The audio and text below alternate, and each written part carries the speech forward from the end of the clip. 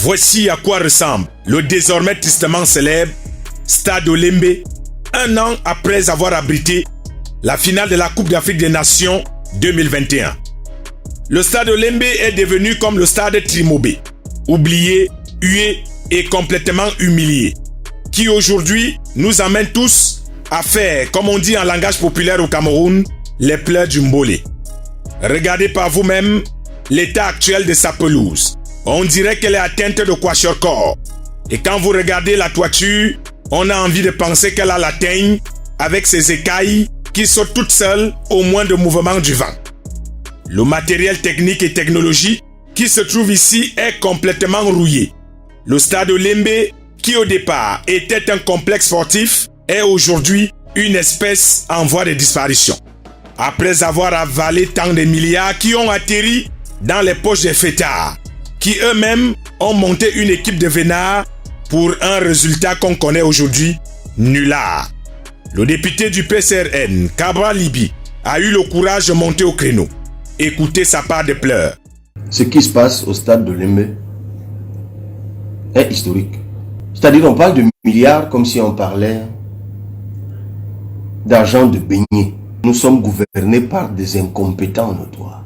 Il ne faut pas mélanger avec tous ces gars brillants qui sont dans l'administration. Les conseillers techniques qui sont dans les ministères. Je parle de ces ministres-là. Ils sont certainement bons dans d'autres choses. L'élu de la nation a compris avant tout le monde que Olembe sera sans doute le plus gros scandale financier du 21e siècle au Cameroun. Où est passée la task force? Tout se faisait à la présidence de la République. Il y a une task force.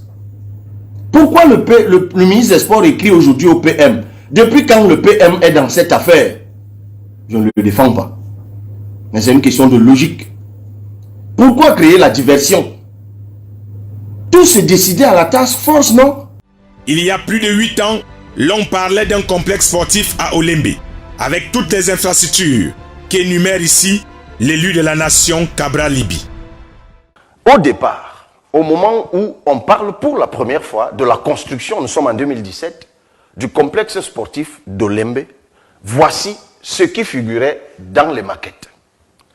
Un stade couvert de 60 000 places, 2 terrains d'entraînement de 1000 places chacun, avec tribune couverte, un gymnase de 2000 places assises, un musée, une piscine olympique de 1000 places assises couvertes, 2 terrains de basketball non couverts, 2 terrains de volleyball non couverts, 4 cours de tennis, 2 en béton et 2 en terre battue, pour un champion comme Rafael Nadal, justement, des espaces commerciaux et des galeries marchandes, un hôtel 5 étoiles d'au moins 70 chambres, des parkings, des voiries et réseaux divers, une plateforme hélicoptère.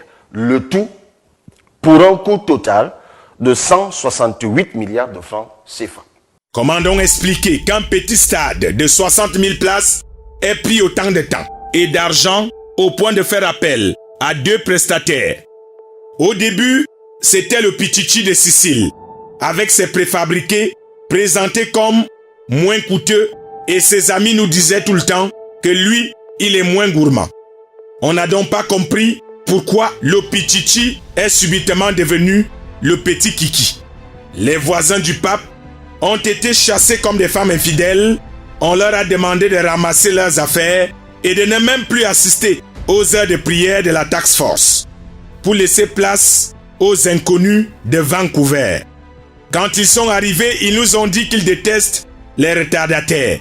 On était contents, avec plein de boucans sans argent, et ils ont commencé petit à petit à augmenter la grille tarifaire. On a été tous surpris de ces gros salaires qu'ils attribuaient même à ceux qui étaient chargés de se renseigner sur le prix du fer dans une quincaillerie. La brouette de sable allait chercher dans les 20 000 francs. Le camion de sable, 500 000 francs. Le stade Olembe est aujourd'hui comme ces géants hommes d'affaires qui sont venus de Vancouver au pied de McGill. Aujourd'hui, leur matériel est en train de s'effondrer, comme du calcaire. Et malheureusement pour nous, tout sera à refaire pour cet édifice sportif. Mais avant, il faudra peut-être se défaire de tout ce qui nous ont plongés dans cette sale affaire et qui nous donne aujourd'hui la honte mondiale qui nous laisse tous un goût très amer.